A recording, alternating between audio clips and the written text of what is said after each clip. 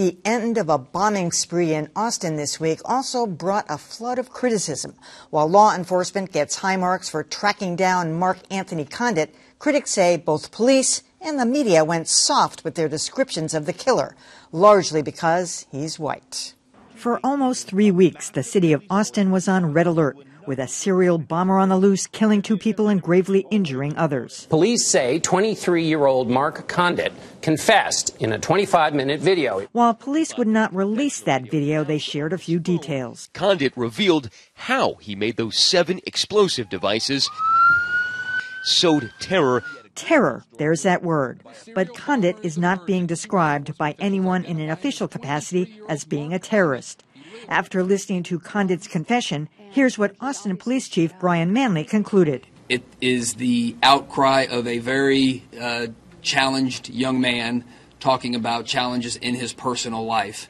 And there were other soft characterizations. The New York Times quotes a family friend as saying he was nerdy and from a tight-knit, godly family. And the Wall Street Journal noted he had a dry wit. Speaking on Fox and Friends, even Texas Governor Greg Abbott wouldn't call Condit a terrorist. Was his goal to terrorize, or did he have some other type of agenda? Obviously, there was terror. The Austin Statesman disagrees, saying it was terrorism. On Twitter, people said a black man or a Muslim would be labeled a terrorist in a heartbeat. But there's another element that's also being downplayed in the American press. The 23-year-old was homeschooled. British publications jumped on that detail, reporting that Condit was homeschooled with a group of families described as Christian survivalists. So is Condit a terrorist or a kook? Here's a revolutionary idea: reserve judgment. Yeah, we really don't know a lot of the specifics here, and until the media, frankly, gets a hold of that 25-minute tape, when you listen to it. But, we've talked about this before. The press really has to go with the characterizations that law enforcement gives you. You just can't strike out on your own and start calling people terrorists if they haven't been classified as that. It's a very specific set of circumstances, and it also matters how you're tried, what courts you're tried in. So I'm sympathetic to a point, but as for the characterizations of him being nerdy or dry-witted, or that, they're right. I mean, they wouldn't have gone into that kind of detail about, I believe, if it's somebody that was Muslim or black, they probably would have found a few more negative descriptives. I mean, it was because he was a, cute-looking 17-year-old white kid. No, that's right. There's the legal definition of terrorism, but there's also the dictionary definition. And the dictionary definition makes it pretty clear that there's got to be some sort of a political or religious motive or something like that. And if there is that with this young man, we don't know that yet. As far as some of these soft details go, I like to know if it's true and accurate information. I would just as soon hear that.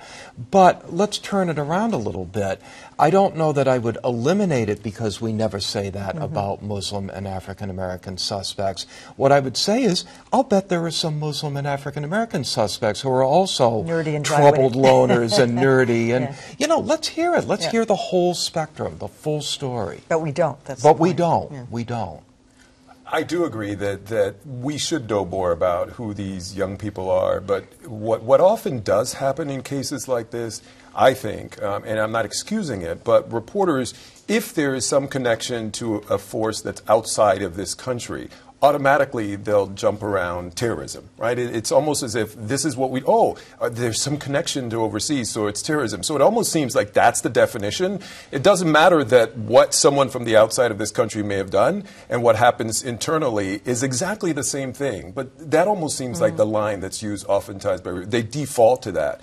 But I do agree. I think that the whole issue of, would they have maybe covered as much about the background of someone who is Muslim or someone who's African American?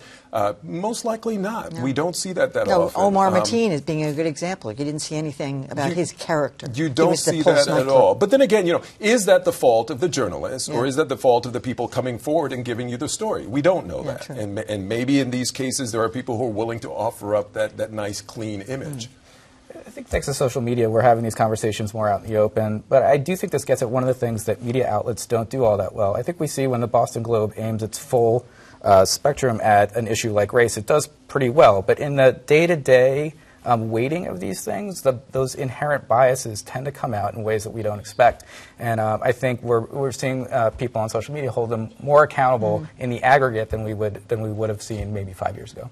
I would just say I would expect. So there's a couple of things here. There is a legal definition which we have to pay attention to. We do have to pay attention to what law enforcement officers, how they describe. That's one set. I'm now talking about us. The language about troubled young man, a nerdy, whatever, that's us. And by that I mean journalists. They go looking for that. And the first thing that was said about Michael Brown was that he was a thug. He was, these are that's the language that's applied to young black men, and nobody knew anything about him. In fact, a lot of young persons of color put together a hashtag, which is still relevant. Hashtag if they were to gun me down, and to show what they would show if they were gunned down, and how that stands up next to how they would demonstrate that with a white kid. And that's on us.